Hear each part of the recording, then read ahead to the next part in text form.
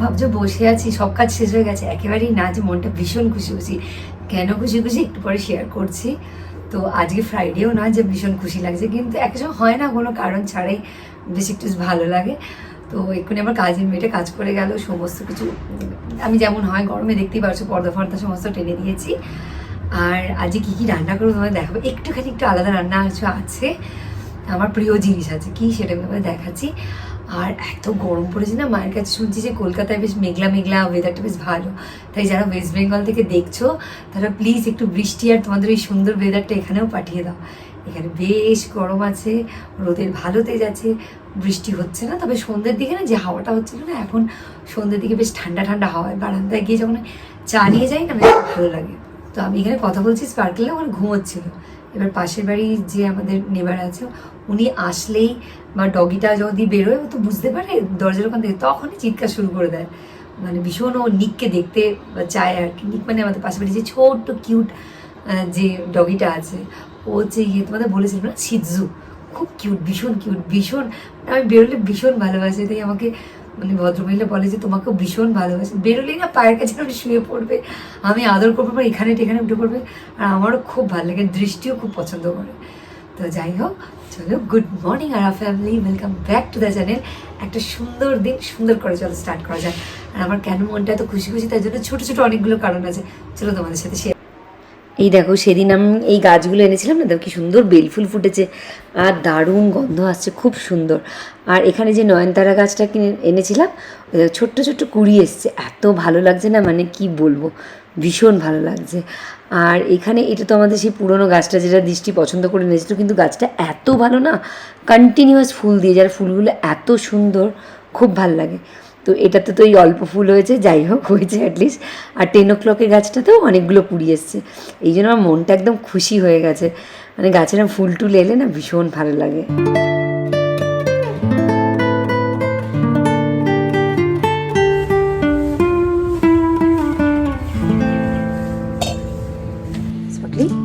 দই খেয়েছিস?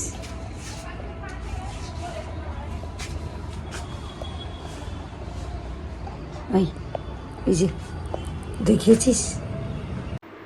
আজকের আমাদের ব্রেকফাস্ট হচ্ছে ছাতু, তার সাথে একটু দই দিচ্ছি, আর এর সাথে একটু সল্ট দেবো, আর এই যে লেবুটা আছে, একটু অল্প লেবুর রস দিয়ে দেবো, আর জল মিক্সড করে দেবো, তাহলে না পেটটা অনেকটা ভারী থাকে অনেকক্ষণ অবধি। আর ছাতুটা খেয়ে নেবো, আর বেলায় যদি খিদে পায় তখন কোনো ফল টল খেয়ে নেবো। একেবারে হেলদি ব্রেকফাস্ট আজকে আমাদের। বাগানে ফুলগুলো দেখছে এত সুন্দর গন্ধ হয় না, আর নতুন গাছ এনেছে, এত ফুল ফুটেছে, তারপর ওগুলোতে এত কুড়ি এসছে, মানে দেখেই আমার মনটা এত ভালো হয়ে গেল, ভীষণ ভালো লাগলো। আরও অনেক অনেক গাছ কেনার প্ল্যান আছে, কিন্তু যেহেতু এখন বেড়াতে যাওয়ার আছে, নেক্সট মাসে একবার যাবো, আসবো, আবার যাব, তাই জন্য আবার যদি গাছগুলো মরে যায়, তাই জন্য একদম ঘুরে টুরে আসি, তারপরে ভালো করে লাগাবো। এখন অল্প করে এনেছি, এটাই হচ্ছে আমার আনন্দের কারণ। আরও একটা আনন্দের কারণ আছে, চলো তোমাদের দেখাই, দাঁড়ান। এই দেখো ইলিশ মাছ, এটা কালকেই আনা হয়েছিল, আর এখানে 5 পিস নিয়েছি আমাদের জন্য, বাকিটা ফ্রিজে রেখে দিয়েছি।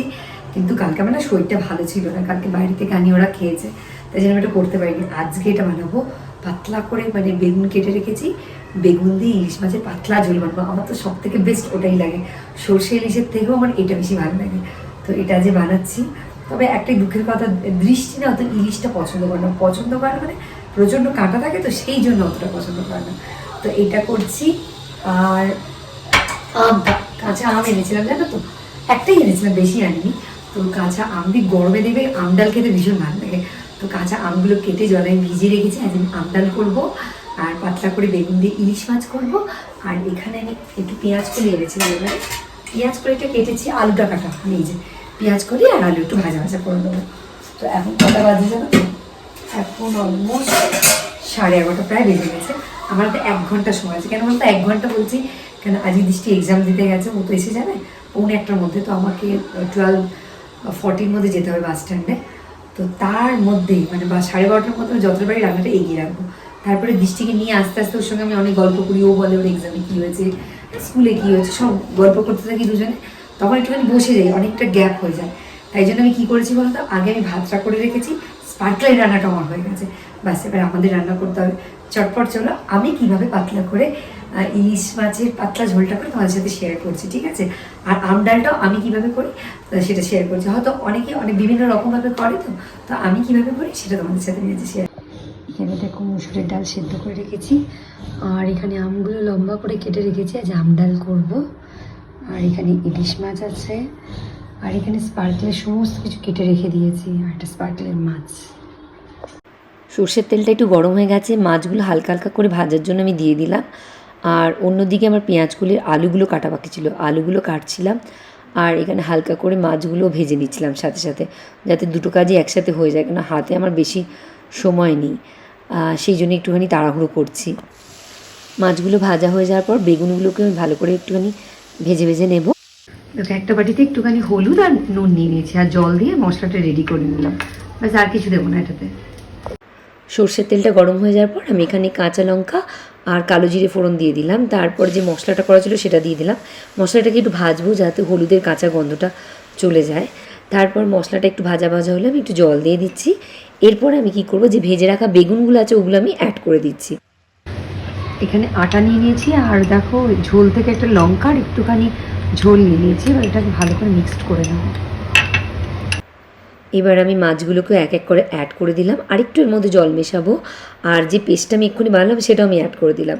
এবার একটুখানি ফুটবে, ফোটা হয়ে গেলে আমি চিড়ে রাখা কাঁচা লঙ্কাগুলো দিয়ে দিচ্ছি। দেখো ইলিশ মাছের তেল ঝোল রেডি হয়ে গেছে বেগুন দিয়ে, মানে আর আমার তো মনে হয় আমার আর কিছু লাগবে না, এটা সাদা ভাত দিয়ে ওফ দারুণ লাগবে। সত্যি করে কি দারুণ হয়েছে গো, মানে আমি বুঝতে পারছি এটা সাদা ভাত দিয়ে খেতে ভীষণ ভীষণ ভালো লাগবে। তো যাই হোক, আমি এরকমভাবে পাতলা ঝোল বানাই।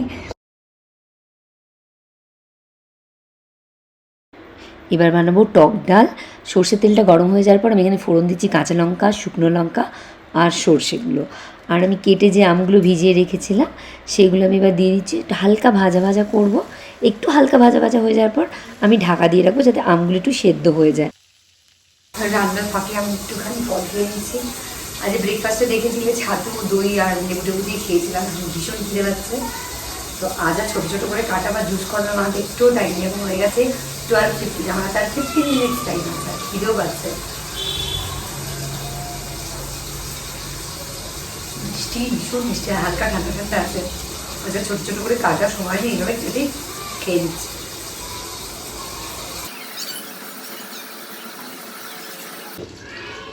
আমাদের পাশের স্কুলটা এখন রাইমস হচ্ছে, তোমরা নিশ্চয়ই শুনতে পাচ্ছ। যাই হোক, আমি যে আমটা ভাজা ভাজা করতেছিলাম না ঢাকা দিয়ে, তার মধ্যে থেকে যেগুলো বেশি একটু সেদ্ধ হয়ে গেছে সেগুলোকে আমি নিয়ে এরকমভাবে একটুখানি স্পুন দিয়ে করে দিচ্ছি। সবগুলো আমি নিই, কিছু আর কি কয়েকটা নিয়ে ওর মধ্যে থেকে যেগুলো নরম হয়ে গেছে সেগুলোকে এরকম করে নিই। এবার সেদ্ধ করে রাখা মসুর ডালটা আমি দিয়ে দিচ্ছি।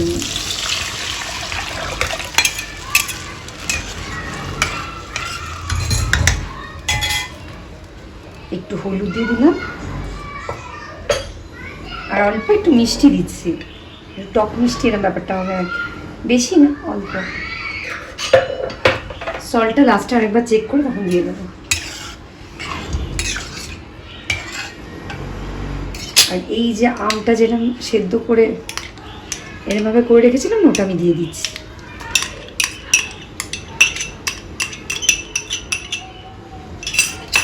চলো মিক্সড করে দিই, ব্যাস। এবার এটা একটু ফুটে যাক, একটু ফুটে গেলে নামিয়ে নেবো। এই দেখো গরম গরম আম ডাল একদম রেডি হয়ে গেছে। ডালটা নামিয়ে এলাম, ডালটা দারুণ খেতে হয়েছে, দারুণ। ও বাবার যাচ্ছে কি ভালো লাগছে না, টক ডাল, ইলিশ মাছ, তারপরে আছে পেঁয়াজ কলি, সুপার খাবার থাকলে আর কি চাই বলো। চলো দৃষ্টি ক্যামেরা আনতে যেতে হবে, অনেক মজা হয়েছে, চটপট করি। তবে সত্যি খুব ভালো হয়েছে খেতে, খুব ভীষণ ভালো লাগছে খেতে। আজকে দৃষ্টি স্কুল থেকে এসে কি প্রচণ্ড গল্প শুরু হয়েছে, আমাদের দুজনে খুব খুব খুব গল্প হলো। গল্প করতে করতে দেখলাম 2টো 2:30, তারপরে দৃষ্টিগুলো চটপটাকে স্নান করার প্রচণ্ড খিদে পাচ্ছে, তার মধ্যে আবার ইলিশ মাছ, আমি তো ওয়েট করতেই পারছি না, ভীষণ খিদে পাচ্ছিলো। তো ও আজ তাড়াতাড়ি স্নানটা করে নিয়েছে, তারপরে খেলাম। খেয়ে আমি স্নান টান করেই এখন পুরো 3:30 বাজে, আমি এখনই এলাম।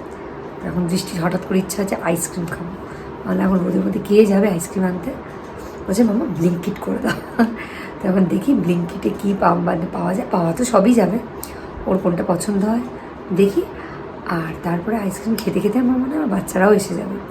আর 2 দিন তারপরে তো এই সেশন শেষ হয়ে যাবে। আমি বাচ্চাদেরকে ভীষণ মিস করব। তারপরে আমি আমার নতুন কাজে নতুন জার্নিতে শুরু করে দেবো। দেখা যাক সেই জার্নিটা কেমন হয়, সেগুলো তোমাদের সাথে শেয়ার করবো। যাই হোক, এখন যাই, আগে আইসক্রিমটা চুজ করে আসি। এই যে দৃষ্টি এখানে বসে আইসক্রিম খাচ্ছে, দৃষ্টির চকলেট ফ্লেভার আর আমার হচ্ছে স্ট্রবেরি। তো দুজনে আমরা এখন আইসক্রিম এনজয় করছি। বড় আশা করে এসেছিলাম যে কফি আর বিস্কিট খাবো, আজ পেট ভর্তি আর কিছু খাবো না। আজ দুপুরবেলা একটু রেস্ট হয়নি, বললাম তো তখন আইসক্রিম খাচ্ছিলাম, খেতে খেতেই টাইম হয়ে গেছিলো। আমার বাচ্চাগুলো একটু তাড়াতাড়ি এসে গেছিলো, পড়ালাম। তারপরে এখন একটু বসেছিলাম, মাথাটা ভারী লাগছে, একটু বসেছিলাম। আমি আর দৃষ্টি টিভি দেখছিলাম, ভাবলাম একটু কফি আর চা খাই। দৃষ্টি বললো মা আমারও খিদে নেই। কফি বানাতে দিলাম, দুধটা পুরো কেটে গেছে। বললো না, মনেই হচ্ছিল কেটে যাবে, অনেকদিন ধরে ফ্রিজে রাখা ছিল, ফুটিয়ে রাখা হয়নি। তো অগত্যা চা বানাচ্ছি, চা আর বিস্কিট খাবো। আর তার সঙ্গে দেখো আমার ছেলে যতটুকু টি টাইম, ওরও চায়ের টাইম। চা তো আর খায় না, ও খায় বিস্কিট। ছোট ছেলে বল চা খেতে নেই, এত ভালো চুপ করে ভদ্রে বসে, মানে এর মতো একটাও বাচ্চা হয় না, এত ভালো চুপটি করে শুয়ে থাকবে। চায়ের কাপটা নিয়ে আমি বারান্দায় যাবো, ওকেও নিয়ে যাবো, বিস্কিট খাবো, আমি চা খাবো, একটুখানি টাইম স্পেন্ড করবো বারান্দাতে। তারপরে টুকটাক যদি কিছু কাজ করার ইচ্ছা করবো, না আজকে ইচ্ছা হচ্ছে না, সিম্পল আমি বই পড়বো, গল্পের বইটা পড়বো, ইচ্ছাই করছে না যে কিছু করতে হয়।